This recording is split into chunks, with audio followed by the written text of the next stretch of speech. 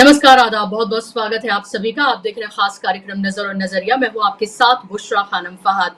लोकसभा 2024 के जैसे ही नतीजे आए, नरेंद्र मोदी का, उनकी सरकार का हनीमून पीरियड पूरी तरीके से खत्म हो गया, क्योंकि 10 साल उन्होंने एक ऐसी सरकार चलाई जहां पर विपक्ष मजबूत नहीं था। विपक्ष अपनी बातों को उठाता तो था, अपनी बातों को रखता था, लेकिन शायद उसमें वो धार, वो मजबूती, वो आत्मविश्वास नहीं था। लेकिन अभी सड़क से लेकर संसद तक जिस तरह से नरेंद्र मोदी की इस सरकार को, जो कि बैसाखियों पर टिकी हुई सरकार है, विपक्ष यानी कि इंडिया गठबंधन घेरता हुआ नजर आ रहा है, उससे न सिर्फ नरेंद्र मोदी और पूरी सरकार के माथे पर पसीना है, बल्कि उनकी समझ नहीं आ रहा है कि इसकी काट क्या लेकर आए, इसका जवाब कहां से लेकर आए। इसीलिए या तो उल जलूल वो बयान देते हैं, या फिर उन मुद्दों पर, उन बेकार की बातों पर खड़े होकर जवाब देने के लिए, अपनी फजीयत कराने के लिए खड़े हो जाते हैं, जो दरअसल गैर जरूरी होते हैं। आपने राहुल गांधी का कल का वो भाषण आपने देखा होगा, जिसमें भारतीय जनता पार्टी को, पूरी भारतीय जनता पार्टी को एक तरह से ट्रोल किया। ये शब्द उन्हीं का गढ़ा हुआ है, भारतीय जनता पार्टी का कह सकते हैं कि ट्रोल किया। जिस तरह से तमाम जरूरी मुद्दे उठाकर भारतीय जनता पार्टी, नरेंद्र मोदी और उनके पूरे मंत्रिमंडल को घेरा, उनके पास राहुल गांधी का कोई जवाब नहीं था। तो इसीलिए एक फेक नैरेटिव वो चलाने शुरू कर दिया है अब उन्होंने, कि राहुल गांधी दरअसल देश को बांटने की बात कर रहे हैं। अब आप देखिए, आज की हम बात करते हैं, आज की संसद की कार्रवाई और सड़क पर जो हंगामा हो, उस सब की हम बात करते हैं। आज संसद में राहुल गांधी ने जहां पर वायनाड में भूस्खलन का मुद्दा उठाया, जहां अब तक 60 लोगों की मौत हो चुकी है, तो वहीं अखिलेश यादव ने जमकर नरेंद्र मोदी की सरकार को घेरा। और आज अखिलेश यादव का नंबर था, और आज अखिलेश यादव ने भविष्यवाणी कर दी संसद में कि ये सरकार चलने वाली नहीं, बल्कि ये सरकार गिरने वाली सरकार है, और जल्द ये सरकार गिर जाएगी। वहीं आपको पता है, अरविंद केजरीवाल चुने हुए मुख्यमंत्री दिल्ली के वो जेल में हैं, और आज इंडिया गठबंधन जंतर मंतर पर इकट्ठा है, विरोध प्रदर्शन कर रहे हैं, वो वहां पर अपनी बातों को रख रहे हैं। जहां पर इंडिया गठबंधन के तमाम महत्वपूर्ण चेहरे मौजूद थे, वहां पर गौरव गोगोई ने ये भविष्यवाणी कर दी। उन्होंने साफ तौर पर ये उन्होंने कह दिया कि जल्द कार्यकर्ताओं को, बल्कि उन्होंने मैसेज दिया कि वो तैयार रहें, आने वाले वक्त में जल्द ही चुनाव हो सकते हैं। और वो कोई विधानसभा के नहीं, बल्कि लोकसभा की चुनाव की बात कर रहे थे, यानी कि मिड टर्म पोल की बात कर रहे थे। उन्होंने कहा कि एजेंसीज का दुरुपयोग करके ये सरकार सत्ता पे काबिज तो हो गई है। हालांकि अगर फेयर एंड फ्री इलेक्शन होते तो आज इंडिया गठबंधन की सरकार होती, जनता की सरकार होती, लेकिन ये सरकार जल्द गिर जाएगी और मिड टर्म पोल्स होंगे, ये कहना है गौरव गोगोई का। लेकिन पहले आप सुनिए अखिलेश यादव को। आज अखिलेश यादव ने किस तरह से नरेंद्र मोदी सरकार के एक मंत्री को बाकायदा तौर पर एक तरह से कह सकते हैं रुला दिया, और किस तरह की बातें उन्होंने संसद में आज कही है, खासतौर पर यूपी के परिप्रेक्ष्य में। सुनिए आप जरा उनको। सभापति महोदय, मैं इसलिए नहीं कह रहा, मैं क्या बात कहना चाहता हूँ, शायद मंत्री जी नहीं रहे इसलिए तकलीफ परेशानी ज्यादा है। और आप, अरे हमारा दर्द नहीं समझोगे, हम आपका दर्द चेहरे से पढ़ते हैं। अच्छा, दर्द मैं बताता हूँ, माननीय सदस्यों से मैं आग्रह कर रही हूँ, सभापति महोदय, दर्द मैं बताता हूँ, बजट पर चर्चा करिए, प्लीज बजट पर सभापति जी, दर्द मैं बताता हूँ। देखिए, दर्द बात पहुंचेगी कि नहीं पहुंचेगी।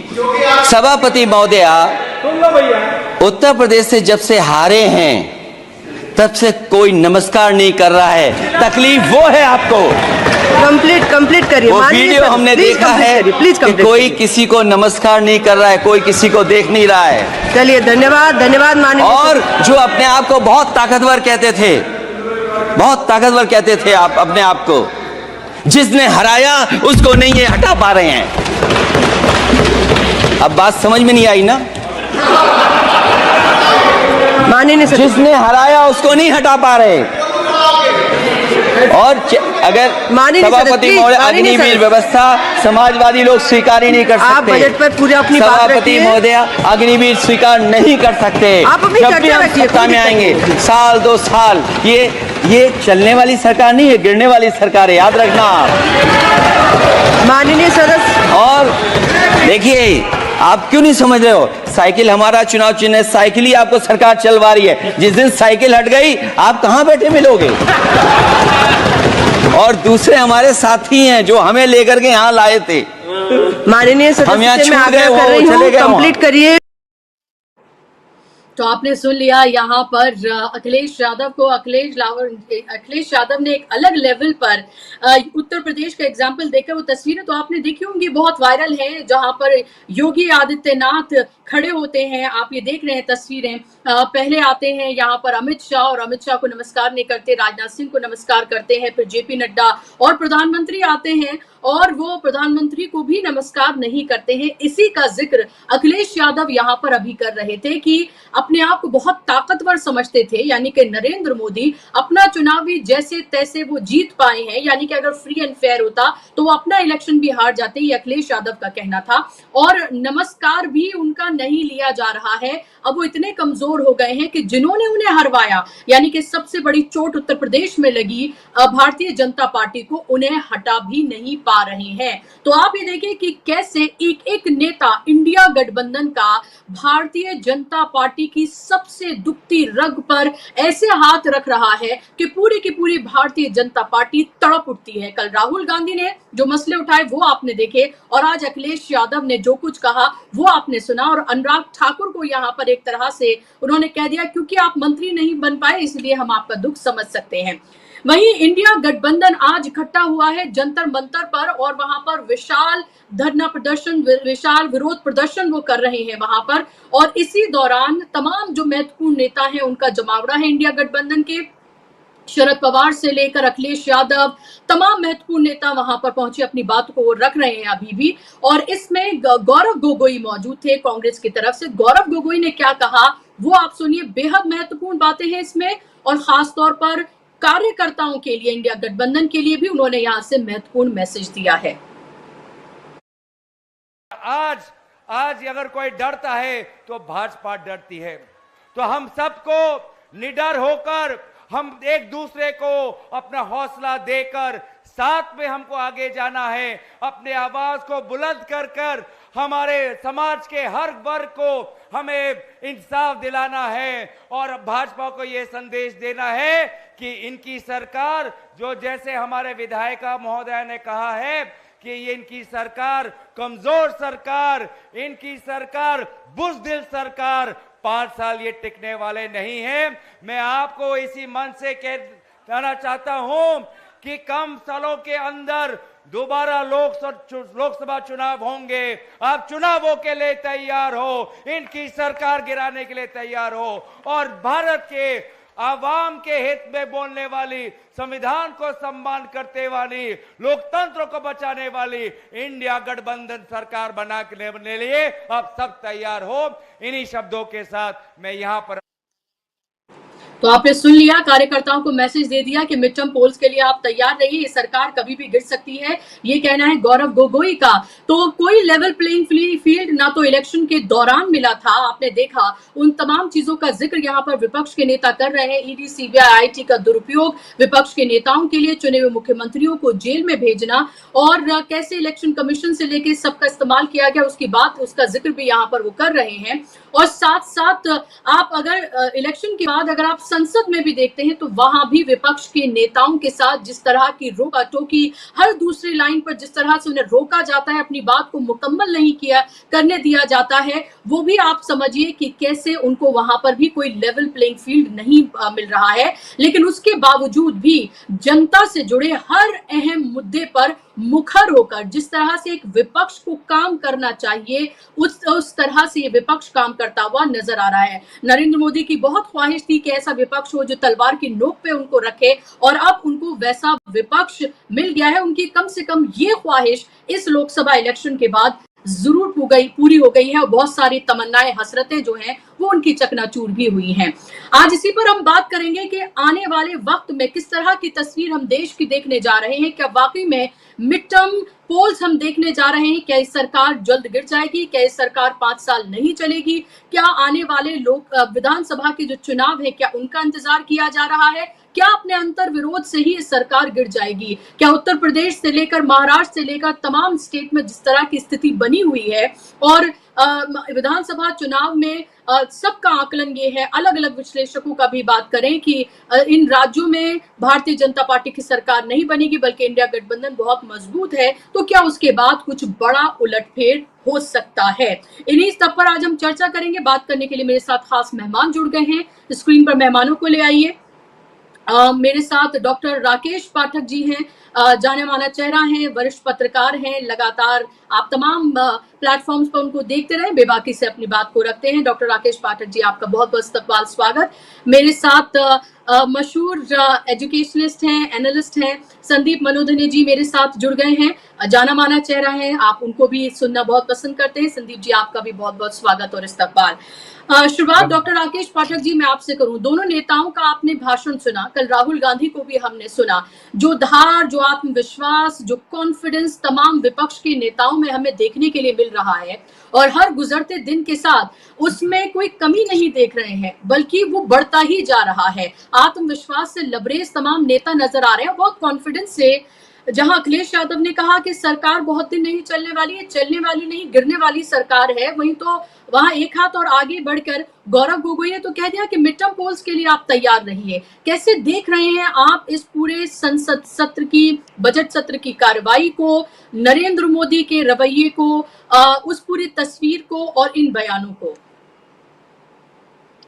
शुक्रिया बुशरा साहिबा और संदीप भाई आज हमारे साथ हैं, बहुत अच्छा लग रहा है। पहली बार हम लोग स्क्रीन शेयर कर रहे हैं, मेरे साथ अलग से चर्चा में तो रहे हैं। कुल मिलाकर अभी जो संसद का परिदृश्य और सड़क का जो नजारा है, दोनों ही मोर्चों पर विपक्ष नरेंद्र मोदी और बीजेपी पर बढ़त लिए हुए।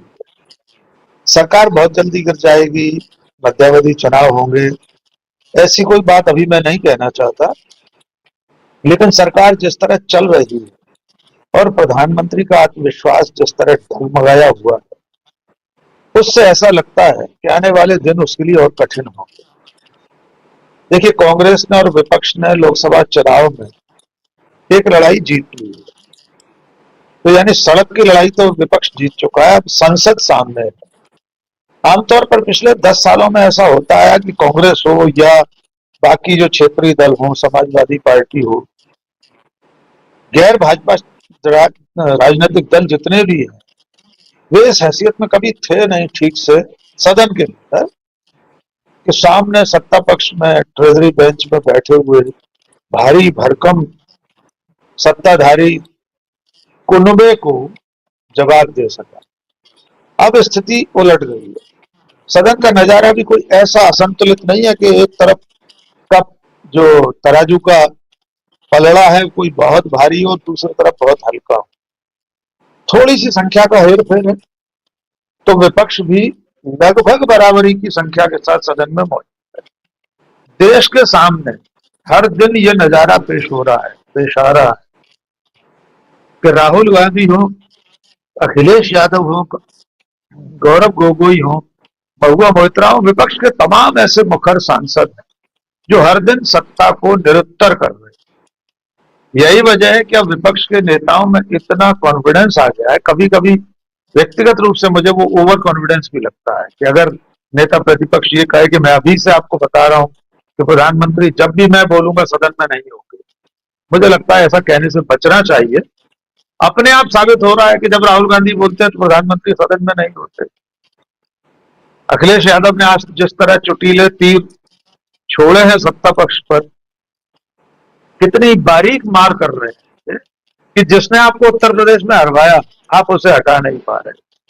यानी एक तो वे दूध में नींबू निचोड़ दे रहे हैं, जरा जरा से संकेतों के जरिए भारतीय जनता पार्टी के नेताओं के बीच परस्पर अविश्वास के बीज बो रहे हैं।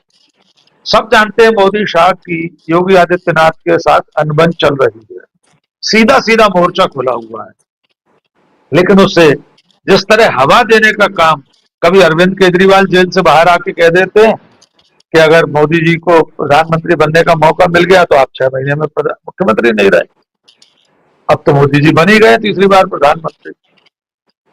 कभी सदन में अखिलेश यादव कह देते हैं। मुझे ऐसा लगता है आने वाले जो दिन है वो बीजेपी के लिए और नरेंद्र मोदी के लिए कठिन चुनौती भरे हैं और उन्हें रास्ता नहीं सूझ रहा, क्योंकि जो कुछ अखिलेश यादव राहुल गांधी, गौरव गोगोई, महुआ मोइत्रा, अभिषेक बनर्जी या जितने भी विपक्ष के सांसद हैं, वे जो कुछ कह रहे हैं उनमें से 70% बातें तो वही है ना जो खुद मोदी जी ने कही है, जो बीजेपी के नेताओं ने अपने बड़बोलेपन के दौर में चुनाव के दरमियान कही है। तो इसका खंडन तो वे कर नहीं पाते। अगर राहुल गांधी कहते हैं कि प्रधानमंत्री तो नॉन बायोलॉजिकल है और फिर कह देते हैं ये मेरे शब्द नहीं है, प्रधानमंत्री के शब्द है। बीजेपी को सूझ नहीं रहा कि प्रधानमंत्री नरेंद्र मोदी की कथनी करनी से वो अपने आप को कैसे अब आगे के दिनों में बचाकर रखे, क्योंकि प्रधानमंत्री के नाम पर चुनाव लड़ा गया, ब्रांड नरेंद्र मोदी के नाम पर चुनाव लड़ा गया। बीजेपी अब ये भी नहीं कह सकती, बीजेपी के नेता खुलकर तो ये कह ही नहीं पा रहे हैं कि हम मोदी जी की कथनी करनी की वजह से लोकसभा में इस निचले पायदान पर उतर आए। तो मुझे लग रहा है कि अभी ये गति बढ़ने वाली है। थोड़े दिनों में बीजेपी के भीतर से ऐसी आवाजें उठना शुरू होगी। योगी आदित्यनाथ अभी खुलकर मोर्चा नहीं ले रहे हैं, ताल ठोक रखी है उन्होंने, लेकिन सामने नहीं आ रहे। हो सकता है अभी तो सिर्फ नमस्कार चमत्कार बंद हुआ है, दुआ सलाम खत्म हुई है। आने वाले दिनों में ये भी हो सकता है कि योगी आदित्यनाथ किसी दिन मोदी की बुलाई बैठक में जाने से इनकार कर दें। तो ये दृश्य अभी आने वाले हैं कुछ। जी बिल्कुल, और वो तो हम देख ही रहे हैं कि दोनों जो उप मुख्यमंत्री हैं वो योगी आदित्यनाथ की बैठक में नहीं जाते हैं।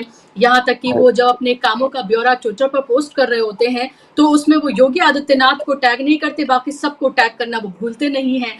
तो वो सभी देखा जा रहा है और बार बार जिस तरह से योगी आदित्यनाथ को वो आड़े हाथों ले रहे हैं, जिस तरह के बयान दे रहे हैं, जाहिर सी बात है उनकी अकेले की इतनी हिम्मत नहीं है, बल्कि पूरी तरीके से उनको केंद्र का संरक्षण है और केंद्र की शय पर ये सब कुछ किया जा रहा है, केंद्र यानी नरेंद्र मोदी और अमित शाह के कहने पर, और वो साफ दिख भी रहा है। और जाहिर सी बात है योगी आदित्यनाथ इससे पूरी तरीके से वाकिफ हैं। लेकिन अगर हम संसद से लेकर सड़क तक की तस्वीर देखते हैं और उसमें संदीप मनुधने जी, नरेंद्र मोदी की अगर हम बात करें तो वो नरेंद्र मोदी जो लाइमलाइट लेने में, हेडलाइंस में बने रहने में माहिर थे, उनको पता था कि हर दिन कुछ ना कुछ एक ऐसा इवेंट क्रिएट करना है कि वो हेडलाइंस सिर्फ उन्हीं के इर्द गिर्द रहे, मीडिया में चर्चा सिर्फ उन्हीं के नाम की हो, मीडिया में चर्चा सिर्फ उनके बात की हो। आज उन्होंने ये डिसीजन ले लिया, आज उन्होंने ये मास्टर स्ट्रोक, आज उन्होंने वो कर दिया।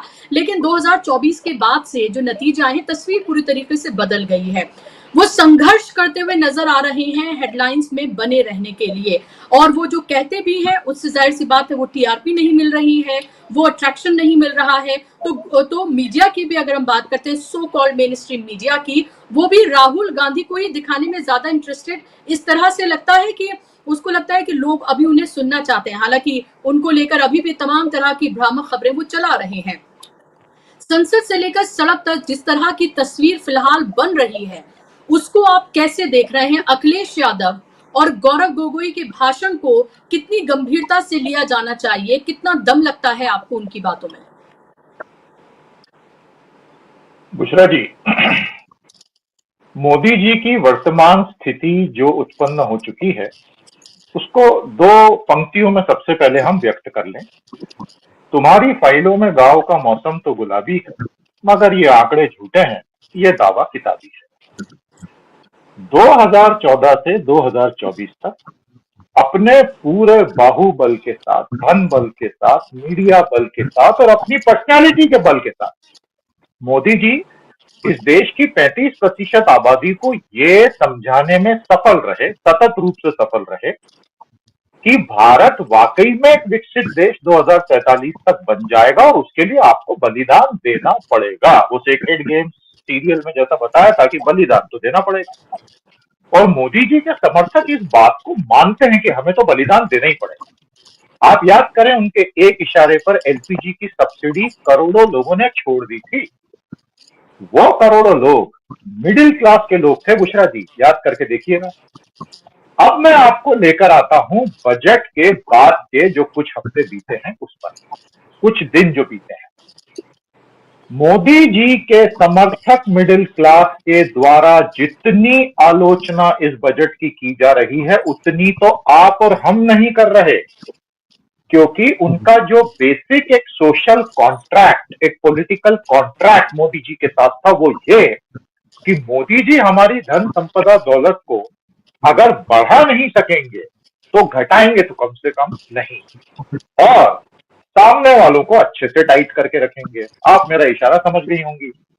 लेकिन उल्टा हो गया, बजट में हर तरह के टैक्स प्रोविजन ऐसे आए हैं कि कोई व्यक्ति अगर फर्स्ट जनरेशन का इन्वेस्टर है तो वो बड़ी कैपिटल बनाने का सपना भी नहीं देख सकता। एलटीटीजी, एसटीटीजी, इंडेक्सेशन रिमूवल, एसटीटी डबल होना, मैं क्या क्या गिनाऊं। और सबसे खतरनाक बात बुशरा जी, जो आपके दर्शक जान लें, वित्त मंत्रालय के अधिकारी ये सिग्नल दे चुके हैं कि ये तो शुरुआत है, कैपिटल गेन्स टैक्स तो बढ़ता जाएगा, कम नहीं होना है। अब मिडिल क्लास पूरी तरह डिसएन्चेंटेड हो चुका है, क्योंकि मैं इसका एक और सबूत आपको देता हूं। मोदी जी के समर्थक जो कुछ चीजों से भयानक चिढ़ते हैं, मतलब गाली गलौज की स्थिति तक चिढ़ते हैं, एक है आरक्षण, सामाजिक न्याय, दूसरा है सर्वधर्म समभाव, उन्हें बिल्कुल गले नहीं उतरता, और तीसरा है समाजवाद।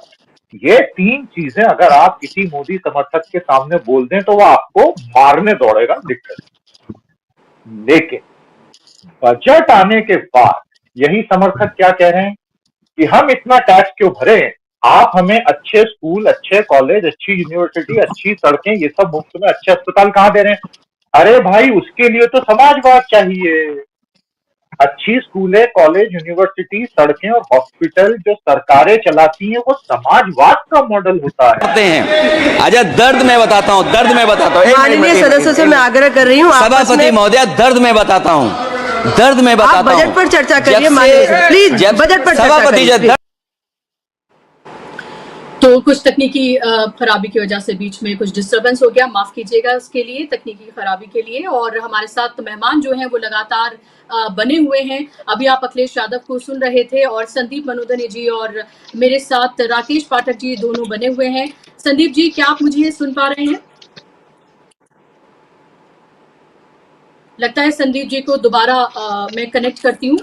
लेकिन राकेश पाठक जी, कुछ महत्वपूर्ण बातें यहाँ पर संदीप जी कर रहे थे और बीच में वो बातें अधूरी रह गई, उनसे वो बात हम कंप्लीट कराएंगे।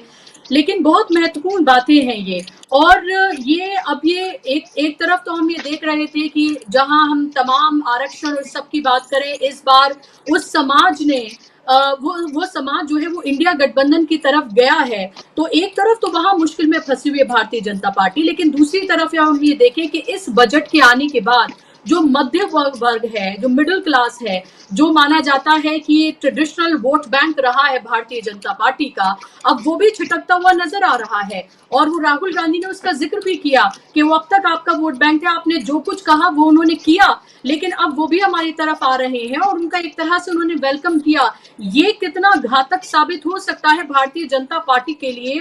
और आने वाले चुनाव, विधानसभा चुनाव में 10 सीटों पर उपचुनाव है और उसमें इंडिया गठबंधन का ये चैलेंज कि बहुत दिन नहीं चलने वाली है सरकार। देखिए, बीजेपी की असली चुनौती अब यही है कि उसका अपना जो वोट बैंक है वो धीरे धीरे छिटक गया है। एक तो सामाजिक न्याय के मोर्चे पर जिस तरह से कांग्रेस ने, समाजवादी पार्टी ने, तेजस्वी यादव की पार्टी ने, इन सब, स्टालिन की पार्टी ने, डीएमके ने, कुल मिलाकर पूरे इंडिया गठबंधन ने जिस तरह से सामाजिक न्याय की लड़ाई छेड़ी। राहुल गांधी बार बार सत्ता में हिस्सेदारी की बात कर रहे हैं। अभी बजट सत्र में भी उन्होंने वो तस्वीर दिखाने की कोशिश की कि बजट का हलवा कितने लोगों में बटा, उसमें कोई ओबीसी नहीं है, कोई आदिवासी नहीं है, दलित नहीं है, वगैरह। ये एक बहुत बड़ा हिस्सा है मतदाताओं का जो कांग्रेस और इंडिया गठबंधन की ओर गया है। इस लोकसभा चुनाव में भी गया है और आने वाले दिनों में भी जिस तरह से इंडिया गठबंधन के नेता और पार्टियां उनके हकों की बात कर रहे हैं, प्राकृतिक संसाधनों में, सरकारी संसाधनों में उनकी हिस्सेदारी की बात कर रहे हैं, जितनी जिसकी संख्या भारी उतनी उसकी हिस्सेदारी की बात कर रहे हैं, वो बीजेपी के लिए चुनौती है। क्योंकि बीजेपी अभी डबल घाटे, ये सारे तबके तो उससे दूर हो ही गए, छिटक गए। दूसरा, उसका अपना जो अंधभक्त तबका था, उसके अपने जो वोटर थे, खासतौर से सवर्ण मध्यम वर्गीय समाज, उसमें से बहुत बड़ा हिस्सा इसलिए उससे दूर जा रहा है क्योंकि उसे इस बजट में कुछ हासिल नहीं हुआ। उसको लगा कि हम जिन जिन मुद्दों पर बीजेपी या नरेंद्र मोदी के समर्थक थे, जैसा कि संदीप जी गिना रहे थे आरक्षण वगैरह के मुद्दे, उनमें उनकी अपेक्षाएं तो पूरी हो नहीं रही। उन्हें समझ में आ रहा है कि नरेंद्र मोदी तो उस तेलुगु देशम पार्टी के साथ सरकार चला रहे हैं जो मुसलमानों को आरक्षण दे रही है, जो हज यात्रियों को 1 लाख रुपए की सब्सिडी देती है, जो मुसलमानों के पूजा घर बनाने के लिए अनुदान दे रही है आंध्र प्रदेश में। नरेंद्र मोदी तो उस जनता दल यूनाइटेड और नीतीश कुमार के साथ सरकार चला रहे हैं जो जातिगत जनगणना के हामी हैं, उसके समर्थक हैं। जातिगत जनगणना करवा चुके हैं नीतीश कुमार बिहार में। तो मोदी के भक्तों का, उनके समर्थकों का, भारतीय जनता पार्टी के समर्थक मतदाताओं का भी मोह भंग उनसे हुआ है। और उनको सूझ नहीं रहा कि हम क्यों कर इनके साथ खड़े हुए हैं, अब क्यों इनके साथ। इससे तो फिर वो पार्टियां बेहतर हैं जो जो कहती हैं उसको करती हैं। नरेंद्र मोदी कहते कुछ है, करते कुछ और है। तो जो मैंने शुरू में कहा था, कथनी करनी का अंतर नरेंद्र मोदी को हर मोर्चे पर परेशान कर रहा है और उनकी पार्टी को भी परेशान कर रहा है। 3-4 राज्यों के चुनाव सामने हैं। अगर जम्मू कश्मीर में भी होते हैं तो 4, अन्यथा 3 राज्यों के विधानसभा चुनाव होना है। उन चुनावों में भी इसकी परीक्षा हो जाएगी। हरियाणा में तो बीजेपी की सरकार है लंबे समय से, झारखंड में चुनौती है, महाराष्ट्र में बीजेपी की गठबंधन की सरकार है। तो इन तीनों राज्यों में इंडिया गठबंधन अगर अपने इन्हीं मुद्दों के साथ चुनाव में जा रहा है, जो कि निश्चित तौर पर जाएगा ही। लोकसभा में राहुल गांधी कह चुके हैं हम जातिगत जनगणना इसी संसद से घोषित करेंगे, हम एमएसपी की गारंटी इसी सदन में से घोषित करेंगे। बीजेपी के पास क्या रास्ता है? क्या वो इनकी मांगों को मानकर इनकी घोषणा कर दे? अगर ऐसा करती है तो भी क्रेडिट राहुल गांधी ले जाएंगे, इंडिया गठबंधन ले जाएगा कि देखिए हमने मांग की तो सरकार ने आपके हक में ये फैसला किया। तो बीजेपी, एनडीए की सरकार, नरेंद्र मोदी बड़ी दुविधा में फंसे हुए। वे ऐसा सोचते थे कि इंडिया गठबंधन ज्यादा दिन नहीं चल पाएगा। यहां तक कि हमारे मीडिया के साथी भी जब लोकसभा चुनाव से पहले वो गठबंधन बना था तब सबको ऐसा लगता था पता नहीं ये गठबंधन कब तक चलेगा, ये तो भानुमति का कुनबा है, ये तो बैठकों की तौल है। लेकिन इसके उलट हुआ ये कि इंडिया गठबंधन तो यथावत वैसा का वैसा मजबूत बना हुआ है। जी। एनडीए गठबंधन में मोदी के साथी साथ छोड़ छोड़ के चले गए। चुनाव से पहले छोड़ गए थे, अकाली दल साथ छोड़ गया था, अब तो बीजू जनता दल उनके साथ नहीं। तो ऐसे कई अवसर अभी आने वाले हैं जब सरकार अपने सहयोगियों के ही असहयोग से संकट में फंसेगी। ये बुझता है। जी बिल्कुल। और अगर हम स्थिति, अगर नंबरों का हम गेम देखते हैं तो राज्यसभा की अगर हम बात करें तो राज्यसभा में भारतीय जनता पार्टी की स्थिति ऐसी है कि वो अपने दम पर या अपने सहयोगियों के दम पर बिल पास नहीं करा सकती है। अगर बीजेडी और वाईएसआरपी के सांसद अगर हम इंडिया गठबंधन में जोड़ लें, क्योंकि अभी जिस तरह की परिस्थितियां बनी, ऐसी परिस्थिति में बीजेडी तो किसी कीमत पर बीजेपी के साथ नहीं जाएगी। और वाईएसआरपी भी हमने देखा, अखिलेश यादव और कई इंडिया गठबंधन के जो नेता हैं वो उनसे जाकर मिले थे जब वो यहाँ पर धरना प्रदर्शन कर रहे थे अपनी मांगों को लेकर। तो वो जो नंबर्स हैं, सरकार में भारतीय जनता पार्टी है, नरेंद्र मोदी प्रधानमंत्री हैं, लेकिन आप ये देखिए कि नंबर जो बढ़ते हुए नजर आ रहे हैं वो इंडिया गठबंधन के हैं, वो नरेंद्र मोदी या उनकी सरकार के नहीं है। ये भी एक नोट करने वाली बात है। संदीप जी, आपकी बात अधूरी रह गई थी, माफ कीजिएगा, कुछ तकनीकी कारणों की वजह से। मैं चाहूंगी कि आप अपनी बात को पूरा करें और खास तौर पर नरेंद्र मोदी और संसद से लेकर सड़क तक जो तस्वीर बन रही है उस पर। जी, तो मैंने अपनी बात को जिन 2 पंक्तियों से शुरू किया था उसी को कंप्लीट करता हूं कि तुम्हारी फाइलों में गांव का मौसम गुलाबी है, मगर ये आंकड़े झूठे हैं, ये दावे किताबी हैं। मैं ये समझाने की कोशिश कर रहा था बुशरा जी, जितने वादे 10 साल में किए गए थे और जो डिलीवरी जमीन पर हुई उसके बीच का गैप इतना ज्यादा बढ़ चुका है कि मोदी जी के सबसे कट्टर समर्थक भी अब खुद को बहुत चैलेंज महसूस कर रहे हैं कि हम हमारा समर्थन कब तक जारी रखेंगे। क्योंकि बेसिक प्रोमिसेस फुलफिल नहीं हो पा रहे हैं। वो जो 3 बातें मैंने पहले कही थी और बाद में राकेश भाई ने भी उसको और ज्यादा इलेबोरेट किया। अब यहाँ समस्या ये हो गई है मोदी जी के लिए कि अब वो किस एक चीज पर अपने समर्थकों को वापस एक्साइट करके अपनी तरफ लाएंगे। मैं ये इसलिए ऐसा कह रहा हूं, मोदी जी की पॉलिटिक्स कभी भी नॉर्मल पॉलिटिक्स नहीं थी। आप याद करें 2008-9 में जब वो आतंकवाद के मुद्दे पर यूपीए को घेरने के चक्कर में ताज होटल मुंबई के सामने खड़े होकर इंटरव्यू दे रहे थे, बैकग्राउंड में विवेकानंद इंटरनेशनल फाउंडेशन ढोभाल जी का आरएसएस के समर्थन से कार्यरत हो चुका था। 1-2 साल में अन्ना नहीं ये तो गांधी है, ईमानदारी की आंधी है वाली टोपी का एक महाफर्जी आंदोलन खड़ा किया जा चुका था। और धीरे धीरे हमने ये देखा कि एक युग पुरुष की तरह उनको हमारे सामने लॉन्च किया गया।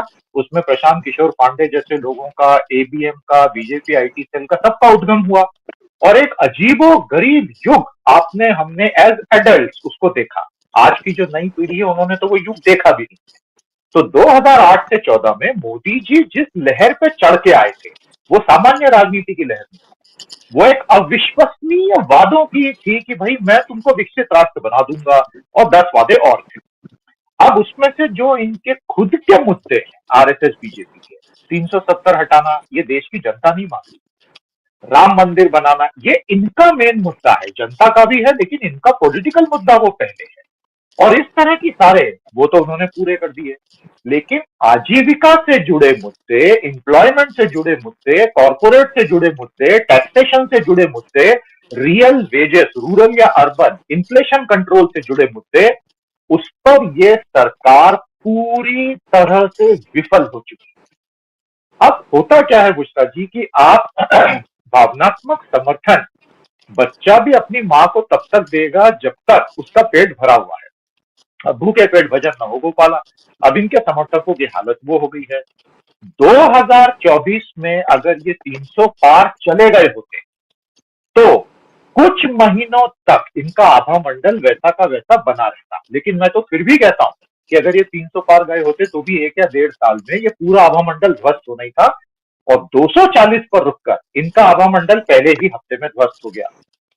अब आप अगर ध्यान से देखेंगे 4 जून के बाद से मोदी जी की पब्लिक अपीयरेंसेस लगातार घटती चली जा रही है। अब वो पुराना वाला जोश, वो एक कैरिश्मा, चेहरे पे चमक सारी गायब हो चुकी है।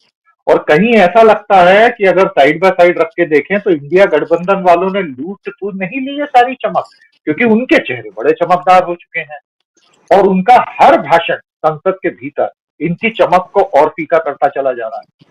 अब मैं सोशल मीडिया को काफी स्टडी करता हूं और खासतौर पर राइट विंग को मैं काफी स्टडी करता हूं। आप यकीन मानिए राहुल गांधी के हर भाषण के बाद, अखिलेश के हर भाषण के बाद नहीं, राहुल के हर भाषण के बाद इतना क्रोधित दिखता है राइट विंग का सोशल मीडिया, राहुल गांधी पर नहीं, उस पर तो वो परमानेंटली क्रोधित है। अब उनका सारा क्रोध बीजेपी पर आ गया है कि तुम पलट के जवाब क्यों नहीं दे रहे हो, तुम हट जाओ, हम दे देते हैं जवाब। और यहां तक कि कल एक राइट विंग का जो सबसे बड़ा हेट मॉन्गरिंग हैंडल है, मैं नाम नहीं लूंगा यहां, बेवजह उनको प्लेटफॉर्म देने की जरूरत नहीं, उसने यहां तक लिख दिया कि जो भी राहुल गांधी के भाषण लिख रहे हैं उनको मेरी तरफ से बधाई, बहुत गजब के भाषण लिखे जा रहे हैं। हम एग्री नहीं करते हैं, वो जो बोल रहे हैं देश को तोड़ने की बातें, इस तरह की सारी बातें लोग करती रहते हैं, वो देश को तोड़ देंगे ये वो, लेकिन राहुल गांधी के भाषण जबरदस्त जा रहे हैं और बीजेपी के पास कोई जवाब नहीं। आप यकीन मानिए बुशरा जी, 4 जून की रात को 10 बजे से इस देश की राजनीति सदा सदा के लिए बदल गई। अब हम जो देख रहे हैं वो सिर्फ उसका निरंतर नीचे की तरफ, ढलान की तरफ जाते जा रहा है, और इसमें से अब मोदी जी रिकवर करके पार्टी को बाहर नहीं ला पाएंगे, ये बात बिल्कुल आईने की तरफ आ है। क्योंकि उन्होंने सेकेंड लाइन लीडरशिप कहीं कभी विकसित ही नहीं की, क्योंकि उन्होंने कल्ट वर्शिप विकसित की। मोदी जी, मैं तो 2014 से एक ही चीज बोलता आया हूं, ये नॉर्मल पॉलिटिक्स नहीं है। देखिए नेहरू जी का भी एक कल्ट हुआ करता था, लेकिन नेहरू जी इतने विशाल कद के व्यक्ति थे कि वो खुद अखबार वालों को फोन कर करके बोलते थे कि मेरी आलोचना करते हुए लेख छापा करो। आज के न्यू इंडिया में अगर कोई बड़ा अखबार मोदी जी की आलोचना करता हुआ लेख छाप दे तो जाने कितने लोग चक्की पीसते दिखाई देंगे 1 महीने के अंदर। ये किसी से छुपा नहीं है, ये खुल्लम खुल्ला बात है। जो मीडिया से जुड़े लोग हैं, आप सबको ये बात पता है किस किस के फोन कहाँ कहाँ से आ जाते हैं। तो आप इससे निकल कर आ पाना बहुत डिफिकल्ट है, क्योंकि क्या है, सरल भाषा में कहें तो बांध टूट गया है, बांध में दरारें आ गई हैं, कल्ट की चमक उड़ चुकी है। और एक बार कोई कल्ट की चमक उड़ जाए, बांध में दरारें आ जाएं, आप कितना भी पैचवर्क लगा लीजिए, वो फिर पुरानी आभा को प्राप्त नहीं कर पाता है। इंडिया अलायंस इस बात को समझ चुका है, और इंडिया अलायंस ने, देखिए बजट में जो गलती हुई ना मोदी जी से, कि ये बजट उन्होंने जनवरी फरवरी में रेडी करवा दिया था, और 400 पार का उनका नारा वो खुद यकीन कर बैठे थे। अब आए 240, सरकार बन नहीं पाई, बजट बदल नहीं सकता, क्योंकि बजट बनाने में 7 महीने का समय लगता है। 2 महीने तो सारे लोग बंद कमरे में बैठे रहते हैं, बाहर आने की परमिशन भी नहीं होती है। अब बजट को बदले तो कैसे बदले, तो मोदी जी फंस गए, और वो सब आ गया बजट में जो खुद के 300 और एनडीए के 400 के गणित से बनाए गए थे, कि जिसमें कोई कुछ मुंह ही नहीं खोल पाता। और आज जो हम इतनी लाइवली संसद देख रहे हैं, तो मरी हुई संसद दिखती, जैसे पिछले 10 सालों में दिखी। और धनखड़ जी और आदरणीय ओम बिरला जी अभी तक 80 लोगों को बाहर खदेड़ चुके होते, अब वो ऐसा कुछ भी नहीं कर पा रहे हैं। तो इसमें फंस गए हैं ये जाके, और इस वजह से आप ये तय मान लीजिए, अब इसको रिकवर नहीं किया जा सकता है। लेकिन मैं साथ ही साथ एक बार कह दूं, एनडीए सरकार का पतन कब होगा और इंडिया अलायंस की सरकार कब बनेगी, ये भविष्यवाणी कोई भी नहीं कर सकता।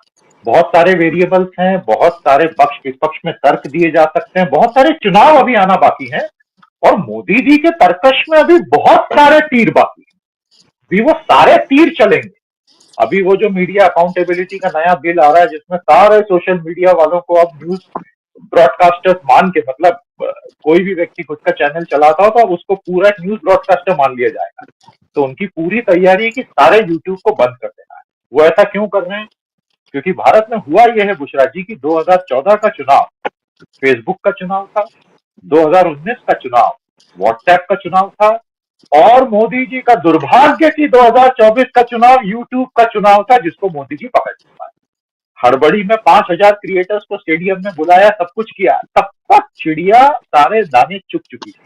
और मोदी जी को फिर समझ में आया कि अरे बाप रे, ये तो 10-15 लोगों ने मिलकर नैरेटिव ऐसा बना दिया कि करोड़ों लोग तो सच का नैरेटिव बना, और इसलिए अब वो यूट्यूब को भी ध्वस्त करना चाहते हैं।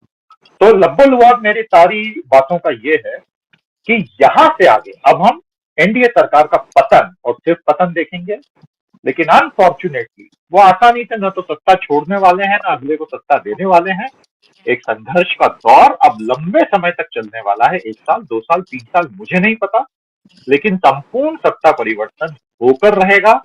और हम यही उम्मीद करें कि अगली सरकार जो भी बनाएगा वो सकारात्मक तरीके से पिछले 10 साल 11-12 साल जब भी हो जाएंगे, उनकी कमियों को दूर करने के लिए सही लोगों को टीम में लेके सही ढंग से काम करें। सिर्फ 2 लोग देश नहीं चलाएंगे, या जैसा राहुल जी की भाषा में बोलें तो 6 लोगों के चक्रव्यूह से देश को मुक्ति मिलेगी। बुशरा जी बिल्कुल, महत्वपूर्ण बातें आपने यहाँ पर कही हैं, और एक तरह से सोशल मीडिया और उसके राइट विंग का जो पूरा प्रोपेगेंडा और तमाम चीजें उसको खोल कर यहाँ पर रख दिया है आपने। और अभी महत्वपूर्ण बात एक और डॉक्टर राकेश पाठक जी, राहुल गांधी ने कही है। राहुल गांधी ने फिर से कहा है कि हम जातिगत जनगणना को संसद में पास करके दिखाएंगे। ये बोला है लोकसभा में राहुल गांधी ने एक बार फिर से। और आपने देखा ही होगा कि कल की अगर हम बात करें तो कल ये बोला था राहुल गांधी ने कि जो एमएसपी का कानूनी दर्जा है वो हम दिलाकर ही रहेंगे, उसको पास कराकर ही रहेंगे। ये जो कन्विक्शन है राहुल गांधी की भाषा में, उनकी बॉडी लैंग्वेज में, उनको ये पता है कि वो विपक्ष में बैठे हुए हैं, उनको ये पता है कि नंबर उनके फेवर में नहीं है, इस फेवर में कि वो सरकार बना ले। अभी भी नरेंद्र मोदी प्रधानमंत्री हैं। इस कन्विक्शन, इस कॉन्फिडेंस को आप कैसे देखते हैं कि वो जातिगत जनगणना और एमएसपी को कानूनी दर्जा दिलाएंगे? वो कह रहे हैं कि हम कराकर रहेंगे, इस सदन में ही कराकर रहेंगे। इतनी ताकत, इतना कन्विक्शन राहुल गांधी की इस पूरी बॉडी लैंग्वेज और भाषा में, इसको कैसे देख रहे हैं आप? देखिए बुशरा जी, राहुल गांधी पर आए उससे पहले अभी संदीप जी ने जो कहा कि पंडित जवाहरलाल नेहरू अपनी आलोचना करने के लिए कहते थे, वे इससे भी आगे संदीप जी, आप तो जानते ही हैं, हमारे दर्शकों के लिए बताते हैं जी। और एक वे 1 मिनट के लिए मैं आपको रोक रही हूँ।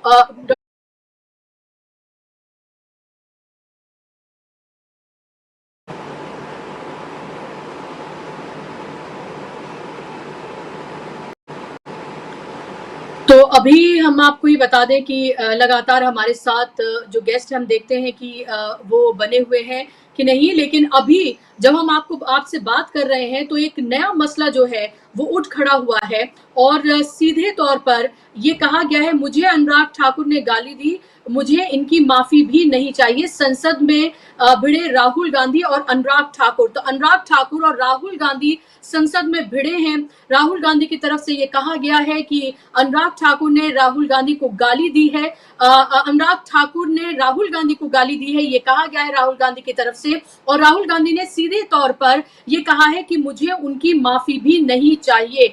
आपको पता है लगातार मुखर होकर राहुल गांधी अपनी बात को रख रहे हैं। ये तमाम आप लगातार वो आप उनकी बातें आप लगातार देखते रहे। कल का भाषण देखा, आज भी वायनाड पे बोले, कल उन्होंने हर मुद्दे पर सरकार को जमकर घेरा। और आज की अगर हम बात करते हैं तो आज भी आप ये देखिए कि जमकर राहुल गांधी ने वायनाड का मुद्दा उठाया। और अब राहुल गांधी जब एक बार फिर से संसद में बोल रहे थे तो उन्होंने कहा कि मुझे अनुराग ठाकुर ने गाली दी है, मुझे इनकी माफी भी नहीं चाहिए। ये साफ तौर पर कहा है राहुल गांधी ने। कैसे देख रहे हैं आप इसको डॉक्टर राकेश पाठक जी? हालांकि पूरा मैटर हमें देखना होगा कि आखिर क्या उनकी तरफ से कहा गया है अनुराग ठाकुर की तरफ से। और अगर राहुल गांधी कुछ कह रहे हैं, आपको पता है वो बहुत बातों को उस तरह से नहीं लेते हैं, लेट गो करने वाली उनकी आदत है। और अभी भी उन्होंने कहा कि माफी नहीं चाहिए मुझे उनकी।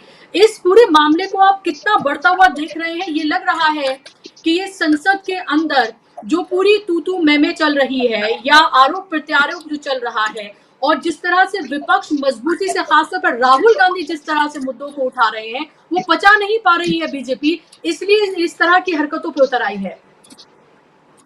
देखिए, अभी का घटनाक्रम हम लोगों को भी विस्तार से जानना होगा कि क्या मामला है। राहुल गांधी ने ऐसा क्यों कहा कि अनुराग ठाकुर ने गाली दी? आमतौर पर राहुल गांधी गाली वाली बात नहीं करते। ये तो नरेंद्र मोदी कहते रहते हैं, गिनाते रहते हैं, मुझे 91 गाली दी, मुझे 20 मिनट गाली वगैरह वगैरह। हमारे तकनीकी व्यवधान से पहले जो बात मेरी अधूरी रह गई थी, वो मैं सिर्फ इतना कहना चाहता हूँ संदीप जी कि पंडित नेहरू तो अपने खिलाफ खुद आर्टिकल लिखते थे छद्म नाम से। चाणक्य नाम से उनका बहुचर्चित एक आलेख है जिसमें वे जवाहरलाल नेहरू की आलोचना कर रहे हैं, भारत के प्रधानमंत्री की आलोचना कर रहे हैं। कह रहे हैं ये ज्यादा लोकप्रिय हो गया है, इसके कहीं दिमाग खराब ना हो जाए, इसको अहंकार ना हो जाए, तो जरा कांग्रेस जन इस पर नजर रखे, अंकुश बनाए रखे। वो आर्टिकल खुद नेहरू का लिखा हुआ है। खैर वो नेहरू युग था, ये अमृत काल है नरेंद्र मोदी का। नरेंद्र मोदी तो नॉन बायोलॉजिकल है, दैवी चमत्कार है, तमाम अवतारी हैं, अविनाशी हैं, वे तो आलोचनाओं से परे। लेकिन राहुल गांधी के इन तेवरों पर आप पूछना चाह रहे हैं कि बुशरा जी, देखिए भारतीय जनता पार्टी इस वक्त सबसे ज्यादा अगर किसी से पीड़ित है तो उस व्यक्ति का नाम राहुल गांधी। आप उनके आत्मविश्वास की वजह पूछ रहे थे। आत्मविश्वास की वजह यह कि जो राजनेता 10-12 साल से सत्ता के निशाने पर था, उसकी छवि की हत्या करने के लिए हजारों करोड़ रुपए खर्च कर दिए गए। इसके बावजूद उस व्यक्ति ने 10,000 किलोमीटर की यात्राएं की, 2 यात्राएं। उसके बाद जनता का समर्थन लेकर वो दुगनी सीटें लेकर संसद में आ गई। तो आत्मविश्वास के लिए इतनी चीजें बहुत पर्याप्त है। रिकॉर्ड वोटों से 2-2 सीटों पर चुनाव जीत गया। प्रधानमंत्री की जीत कितनी हार जैसी है, ये भी आज अखिलेश यादव ने बता दिया। आज फिर अखिलेश यादव ने कहा है कि प्रधानमंत्री तो चुनाव हारे हैं। वो चुनाव हार जैसा ही है उनका। 1,52,000 से जीतना, जो 10 लाख से जीतने का लक्ष्य बनाया गया था। तो मुझे लगता है कि इतने सारे कारण इकट्ठे हो गए राहुल गांधी के आत्मविश्वास के लिए। दूसरा, इससे इनकार नहीं करना चाहिए, ये अकेले कांग्रेस पार्टी की ताकत नहीं है, ये ताकत इंडिया गठबंधन की भी है। उनके साथ अखिलेश यादव जैसा 37 सांसदों का नेता खड़ा हुआ है, जो बीजेपी के साथ जाने को किसी भी सूरत में तैयार नहीं होगा। उनके साथ स्टालिन खड़े हुए हैं, उनके साथ तेजस्वी यादव खड़े हुए हैं। आज की तारीख में तो अरविंद केजरीवाल भी उनके साथ है। तो ये जो एका है, ये उनके अंदर आत्मविश्वास ला रहा है। दूसरी बात, मुझे ऐसा लगता है 10,000 किलोमीटर की यात्रा में राहुल गांधी ने देश के मर्म को समझ लिया है। इस देश की जनता चाहती क्या है उससे समझ लिया है। देश की लोगों की अपेक्षाएं, आकांक्षाएं, उसके सपने, वो सब उन्होंने समझ लिए। इसलिए वे इतनी दमदारी से संसद में खड़े होकर कहते हैं कि हम यहाँ से जातिगत जनगणना का विधेयक भी पारित कराएंगे, उसका कानून लेकर आएंगे, हम अग्निवीर भी निरस्त करेंगे, हम एमएसपी की गारंटी भी यहीं से घोषित करेंगे। तो ऐसा करने का आत्मविश्वास उनके पास इस जनादेश के कारण। और आप कल्पना करके देखिए, वे तो भविष्य के चुनाव की एक तरह से घोषणा पत्र, भविष्य के चुनाव का घोषणा पत्र जैसा हर दिन दोहरा देते। कल को मध्यावधि चुनाव 1.5 साल बाद हो जाए, संदीप जी 1.5-2 साल 3 साल मानकर चल रहे हैं, हम भी मानकर चल रहे हैं, वो कब होगा हमें नहीं मालूम। लेकिन मान लीजिए सरकार गिरने की दशा में इंडिया गठबंधन सरकार न बनाए, चुनाव में जाना ज्यादा बेहतर समझे, तो उस चुनाव के समय कांग्रेस पार्टी को या इंडिया गठबंधन को अपना कोई नया न्याय पत्र, घोषणा पत्र नहीं लाना पड़ेगा। हर दिन संसद में की गई घोषणाएं ही उनका चुनाव घोषणा पत्र जैसा होगा।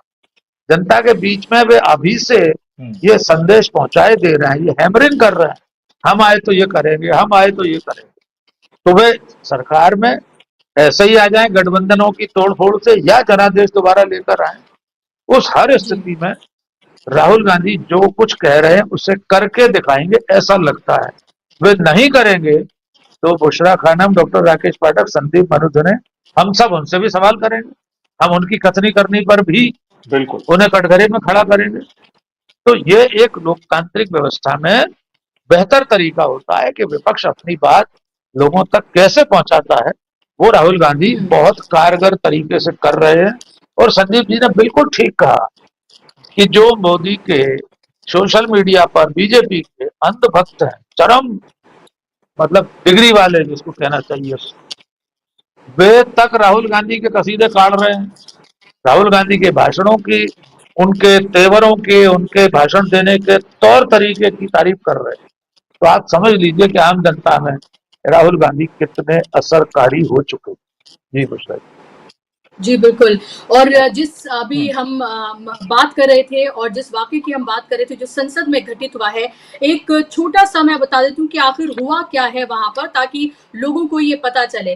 तो कांग्रेस सांसद और सदन में नेता प्रतिपक्ष राहुल गांधी और अनुराग ठाकुर एक दूसरे से जातीय जनगणना के मुद्दे पर भिड़ गए। इस दौरान राहुल गांधी ने यह आरोप लगाया कि अनुराग ठाकुर ने मुझे गाली दी है, मेरी बेइज्जती की है, लेकिन मुझे इनसे माफी भी नहीं चाहिए। दरअसल आज सदन में जब कुर्सी पर जगदम्बिका पाल जब बैठे हुए थे तो अनुराग ठाकुर ने राहुल गांधी पर निशाना साधते हुए कहा कि उन्हें पता होना चाहिए कि एलओपी का full form leader of opposition होता है, लीडर ऑफ प्रोपेगेंडा नहीं।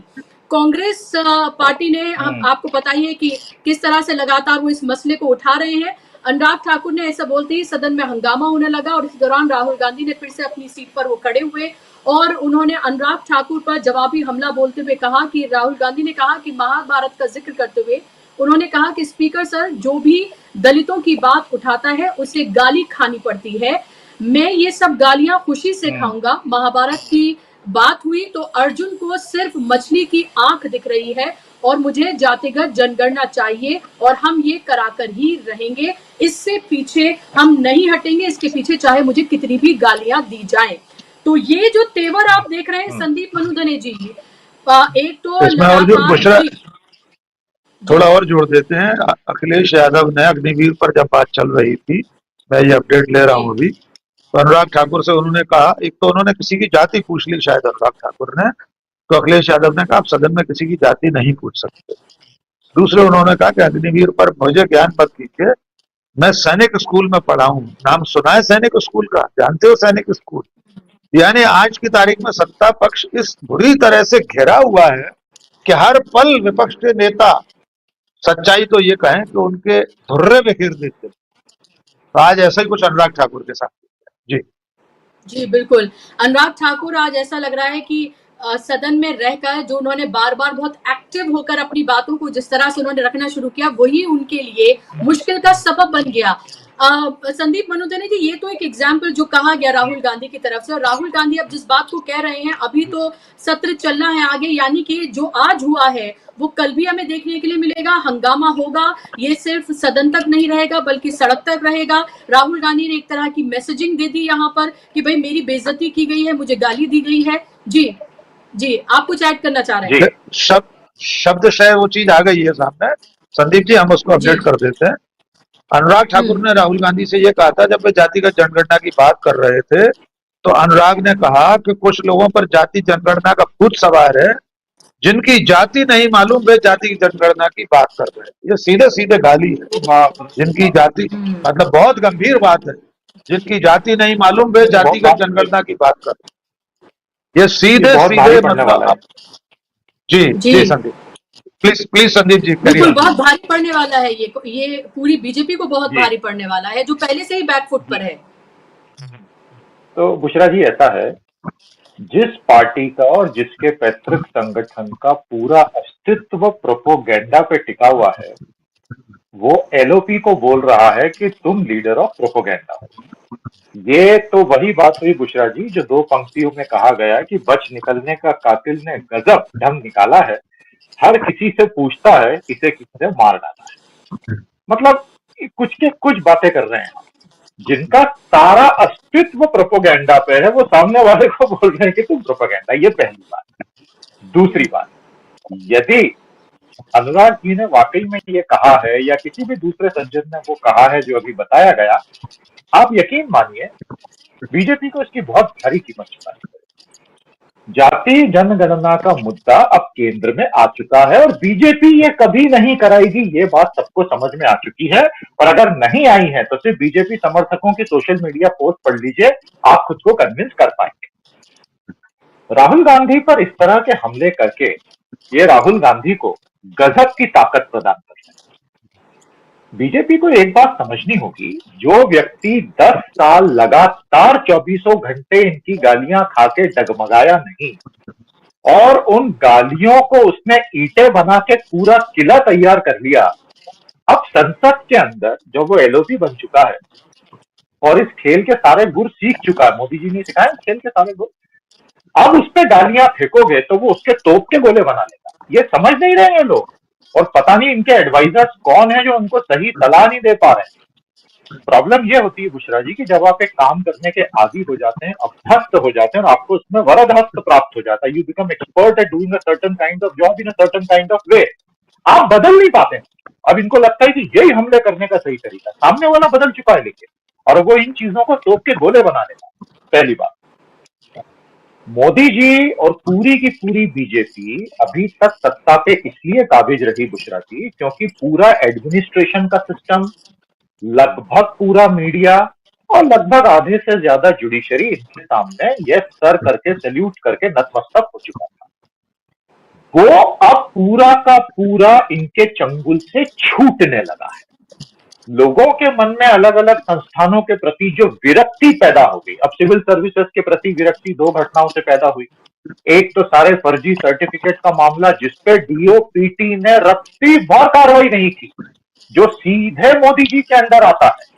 मैं मोदी जी की जगह होता तो मैं पिछले 20 साल के सिलेक्टेड यूपीएससी लोगों पर सारी टॉप सर्विसेज पे जांच बिठाता और ये बोलता कि जो भी 5-10% फ्रॉड हैं, अब बताता हूं उनको कि मोदी की लाठी क्या है। मोदी जी ने साइलेंस का रास्ता चुना। इससे लोगों के मन में बहुत भय पैदा हो गया कि जो कलेक्टर बैठ के हमको दुनिया भर के सर्टिफिकेट देता है, उसके खुद के ही सर्टिफिकेट के ऊपर सवालिया निशान है। तो ये पूरा एडमिनिस्ट्रेशन का सिस्टम, पुलिस का सिस्टम, जुडिशरी का सिस्टम और मीडिया, ये धीरे धीरे अब इनके हाथ से छूटना शुरू हो गया है। और यकीन मानिए, आने वाले राज्य चुनावों के बाद, महाराष्ट्र हो गया, झारखंड हो गया, हरियाणा हो गया, अगला बिहार, यदि ये लोग ये चुनाव हार गए तो उसके बाद एक धक्का और दो, एनडीए सरकार को तोड़ दो, वो वाले नारे लगने शुरू हो जाएंगे। इन्हें अभी भी इनके पास समय है। मतलब अब मैं बीजेपी के हित की बात करता हूं। अगर मैं बीजेपी का एडवाइजर होता तो आज उनको ये बोलता कि राहुल गांधी पर, अखिलेश यादव पर, जाति जनगणना पर हमले करना छोड़ दीजिए। अब आप सामाजिक सौहार्द की बात कीजिए, आपके लिए बहुत मुश्किल होगा, भले ही नाटक के लिए कीजिए, लेकिन सामाजिक सौहार्द की बात कीजिए, टैक्सेशन में मिडिल क्लास को थोड़ा रिलीफ देने की बात कीजिए, थोड़ा बहुत सुपर रिच टैक्स लगा के लोगों का मुंह बंद कर दीजिए, और ऐसा करके आप नैरेटिव को फिर से जीतने की कोशिश कीजिए, और आप 6 महीने में नैरेटिव को फिर से जीत सकते हैं। लेकिन मजे की बात यह है बुद्धा जी, न इनको ऐसी एडवाइस देने वाले कोई लोग हैं और न इनके पास ऐसी एडवाइस सुनने वाले कान हैं, और इसलिए ये लोग अब इस जंजाल से बाहर नहीं आए। मैं राहुल गांधी से थोड़ा डिसएग्री करता हूं। कल उन्होंने ये बात कही कि ये देश अब 6 लोगों के चक्रव्यूह में आ गया है। मैं डिसएग्री ऐसे करता हूं कि न केवल ये देश 6 लोगों के चक्रव्यूह में है, उससे तो मैं एग्री करता हूं, बीजेपी स्वयं एक चक्रव्यूह के भीतर फंस चुकी है, जिससे बाहर निकलना उन्हें आता ही नहीं है। और अब सतत ढलान पर जाते जाते जाते जाते जाते जाते अपना पतन देखना इनकी नियति बन चुकी है, और इन्हीं के पिछले कर्म अब इनको चेस करेंगे। और मैं आपको 2 सबसे बड़े कर्म इनके बता दूं जो भूत बन के इनके सामने आने वाले हैं बुशरा जी, और ये भाग भी नहीं पाएंगे। पहला है 2026 के बाद होने वाला डिलिमिटेशन यानी परिसीमन, जिसके लिए 850 सीटों का नया संसद बना डाला इन्होंने। अब उसमें मैक्सिमम इनके लोग जीत के नहीं आने वाले हैं, इंडिया अलायंस के जीत के आने वाले हैं। तो अब डिलिमिटेशन का क्या करेंगे? और दूसरा, जो आनंद फानन में कोविंद कमेटी बना के राष्ट्रपति मुर्मू को भागते दौड़ते रिपोर्ट सबमिट की, 1 नेशन 1 इलेक्शन, आपको लगता है इनकी हिम्मत होगी 2029 में 1 नेशन 1 इलेक्शन कराने की? उत्तर प्रदेश की 135 सीटें अगर बढ़ के होगी तो 110 तो इंडिया अलायंस वाले भी जाएंगे। आपको लगता है ये कभी भी डिलिमिटेशन और 1 नेशन? इसीलिए इन दोनों मुद्दों पर संपूर्ण साइलेंस, संपूर्ण चुप्पी का माहौल है। आप बताइए पिछली बार आपने कब सुना इन दोनों को? ये मुद्दे ही नहीं उठ रहे, ये मुद्दे उठ ही नहीं सकते, क्योंकि इंडिया अलायंस को बूस्टर डोज मिल जाएगा जैसे ही ये क्योंकि उनको अपनी महाविजय दिखने लगी। बीजेपी अपने बनाए चक्रव्यूह में फंस चुकी है, इससे निकलने का तरीका मैं बता चुका हूं, जो वो कभी स्वीकार करेंगे नहीं, और इसलिए आने वाला समय इंडिया अलायंस का है। लेकिन अपनी बात समाप्त करने से पहले एक चेतावनी इंडिया अलायंस को, बहुत बड़ी चेतावनी देना चाहता हूं। ये लोग इस देश की जनता को उम्मीद दे रहे हैं कि हम जातिगत जनगणना करा के समाज में बराबरी का बंटवारा करवाएंगे। बहुत अच्छी बात है, हम सब आपके साथ हैं। लेकिन जिस दिन जातिगत जनगणना हो गई और देश का पूरा कास्ट प्रोफाइल सामने आ गया, उसकी इकोनॉमिक मैपिंग हो गई, उसके बाद की प्लानिंग क्या है, वो करोड़ों नौकरियां कहां से जनरेट होने वाली हैं जो इनको मिलेंगी, जिससे इनकी रियल परचेजिंग पावर बढ़ेगी, अगर वो प्लान तैयार नहीं हुआ तो सपने और उम्मीदें मोदी जी ने भी जगाई थी, और आज इनका क्या हो रहा है हमने देखा। इंडिया अलायंस का भी वही हाल हो जाएगा अगर इन्होंने आगे का प्लान अभी से नहीं बनाया तो। इसलिए समग्रता में प्लानिंग करें, नहीं तो ये भी आगे चलकर इसकी कीमत चुका सकते हैं। अब हम तो क्योंकि न्यूट्रल एनालिस्ट हैं, इसलिए हमको किसी से ना कुछ लेना है ना किसी को कुछ देना है, और इसलिए हम खुल के सच बोलते हैं। अगर किसी दर्शक को ये सुन के बुरा लगा तो हम क्षमा प्रार्थी हैं, लेकिन सच यही है कि आप बड़े वादे तो कर रहे हैं, आगे का प्लान तैयार कर लीजिए, नहीं तो मोदी जी से बुरी गति हो जाएगी आपके फिर आने वाले सालों में। जी बुशरा। बिल्कुल, आगाह करना भी बहुत जरूरी है, और यहाँ हम किसी पार्टी के स्पोक्स पर्सन नहीं है, बल्कि विश्लेषक हैं, पत्रकार हैं, और अपनी बातों को यहाँ पर सिर्फ हम रख रहे हैं। और आखिरी आपसे संक्षेप में टिप्पणी डॉक्टर राकेश पाठक जी, क्योंकि अभी ये भी आ रहा है कि अनुराग ठाकुर जो है उन्होंने सपा सांसद की जाति पूछी तो अखिलेश यादव बढ़ गए, जिसका आप जिक्र कर रहे थे, और उसके बाद राहुल गांधी को लेकर जो बात उन्होंने बोली है, ऑलरेडी इस पूरे मामले पर जातिगत जनगणना को लेकर ऐसी फंसी हुई है भारतीय जनता पार्टी, ना उगलते बनता है ना निकलते बनता है उससे, और उसका खामियाजा उसने लोकसभा के इलेक्शन में भुगता। अभी चंद महीनों में उसको विधानसभा इलेक्शन में भी जाना है, और ऐसी जगहों पर जाना है, चाहे हरियाणा की बात करें, महाराष्ट्र की बात करें, जहां दलितों की तादाद अच्छा खासी है, तो और यहाँ तक कि न सिर्फ दलितों की बल्कि एसटी वर्ग की भी बहुत अच्छी खासी तादाद है, खासतौर पर महाराष्ट्र की हम बात करें। तो ऐसे में ये जो अनुराग ठाकुर ने अपने पैर पर पहाड़ देकर मार लिया है, अब इसका आप क्या रिएक्शन आपको लग रहा है कि होने जा रहा है संक्षेप में? देखिए, अनुराग ठाकुर ने आज जो गलती की है उसका बहुत दूरगामी असर होगा। अब समाज के हर तबके तक, अभी आप सिर्फ 10 मिनट में, जितनी देर से हम लोग बातचीत कर रहे हैं, ट्विटर पर आप देख लीजिए टॉप ट्रेंड में आ गया। आज सोशल मीडिया सबसे बड़ा औजार है। पूरे देश में संदेश चला गया कि अनुराग ठाकुर ने राहुल गांधी या एक और सांसद को जातिगत तौर पर घेरने की कोशिश की। ये हमारे कानून में वैसे भी अपराध है, आप किसी को जातिगत संबोधन नहीं दे सकते इस तरह से।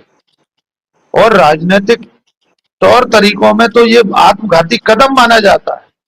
लोकसभा चुनाव में क्षत्रियों के बारे में, राजपूतों के बारे में पुरुषोत्तम रूपाला के बयान को ठंडा करने में पसीना आ गया था बीजेपी को। पूरे चुनाव में भले गुजरात में सीटें जीतनी हो, लेकिन उत्तर प्रदेश में जो नुकसान हुआ है, क्या वहां राजपूत समाज के मतदाताओं का आक्रोश नहीं गिना जाएगा बीजेपी के नुकसान में?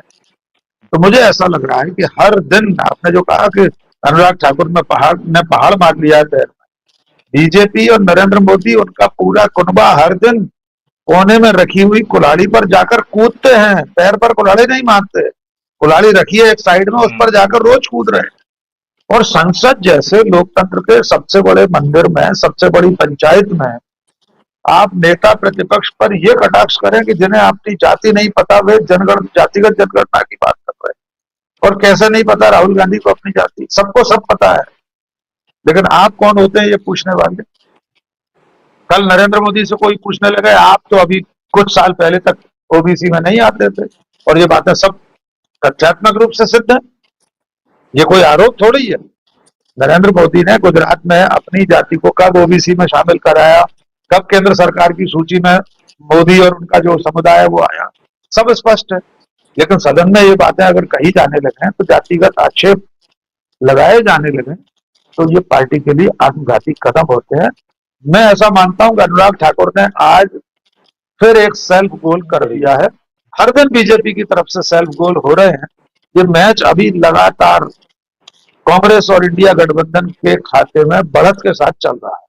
अभी तो सदन के कई दिन बाकी हैं लोकसभा के। देखना होगा कि अगले कुछ दिनों तक और कितने सेल्फ गोल करते हैं। हिट विकेट हो रहे हैं, अपना ही बल्ला मारे ले रहे हैं विकेट में। ये गलतियां इसलिए कर रहे हैं कि वे जनादेश को स्वीकार नहीं कर पाए मन से। वे अब तक ये सोच रहे हैं कि जो पिछली 2017वीं लोकसभा थी या 16वीं थी, हम उसी तरह से हैं। 4 जून तो कैलेंडर में आया ही नहीं था, वो तो जम कर गया, स्किप कर गए 4 जून। इसलिए वे अब भी अपने उस आत्मविश्वास को दिखाने की कोशिश कर रहे हैं, जबकि भीतर से वे डरे हुए हैं और हीन भावना से ग्रस्त। जी बिल्कुल। और वो कहते हैं कि जब आप तर्कहीन हो जाते हैं, आप तर्कों से किसी की बात का कोई जवाब नहीं दे पाते हैं, और लगातार सामने वाला आपको अपने तर्कों से लाजवाब कर रहा होता है, तो आप गाली गलौज मारपीट पर आ जाते हैं। वही कुछ हमें संसद में भी देखने के लिए मिला। अगर तर्क का जवाब तर्क से दिया जाता, लॉजिक का जवाब लॉजिक से दिया जाता, जो सवाल किए जा रहे थे, माना कि नाजायज सवाल थे, आप उनका जवाब एक अब आप मंत्री नहीं रहे हैं, आप सांसद हैं, और शायद आपको उसकी भी खींच लग रहा है कि शायद है, और इसीलिए अनुराग ठाकुर जो है वो आज जब बोले तो आप देखिए कि किस तरह से चारों तरफ से उन्होंने अपने आप को घेर लिया, और लगभग भारतीय जनता पार्टी यही करती हुई नजर आ रही है। कल राजनाथ सिंह जब उठे तो राहुल गांधी ने अपने तर्कों से उन्हें ऐसा चुप किया कि दोबारा वो उठ नहीं पाए। किरण रिजिजू को देखें, उससे पहले अमित शाह संरक्षण मांग रहे थे। नरेंद्र मोदी 2 बार उठे, तो इसलिए इस बार वो एब्सेंट ही रहे कि राहुल गांधी हैं तो पता नहीं क्या बोल दें और फिर उन्हें उठना पड़े और फिर उनकी फजीहत हो जाए। तो ये सब कुछ हमें संसद के बाहर, संसद के अंदर देखने के लिए मिल रहा है। ये इंटरेस्टिंग भी है, लेकिन कुछ चीजें अफसोसनाक भी हैं लोकतंत्र के लिए भी, क्योंकि स्वस्थ लोकतंत्र की हम सब कामना करते हैं, और विपक्ष दोनों मिलकर काम करें, ये हम सब सोचते हैं एक नागरिक होने के नाते। लेकिन जो कुछ हो रहा है वो अफसोसनाक भी है। लेकिन भारतीय जनता पार्टी का अहंकार हर दिन चूर चूर हो रहा है और वो उनसे संभाले नहीं संभल रहा, ये भी देखने के लिए मिल रहा है। बहुत बहुत शुक्रिया आप दोनों मेहमानों का कार्यक्रम का हिस्सा बनने के लिए, अपना समय देने के लिए, और माफी भी आप दोनों से और दर्शकों से भी कि आज कुछ तकनीकी कारणों की वजह से कुछ बीच बीच में रुकावट आई, उसके लिए कहते हैं रुकावट के लिए खेद है, तो वो खेद मुझे भी है, मावी मेरी तरफ से और हमारी टीम की तरफ से। लेकिन फिलहाल आज के कार्यक्रम में बस इतना ही। तमाम महत्वपूर्ण खबरों के लिए आप डीबी लाइव के तमाम कार्यक्रम देखिए। शाम को 7 बजे आप राजीव जी के साथ जरूर जुड़िए न्यूज पॉइंट में। मुझे दीजिए इजाजत, नमस्कार।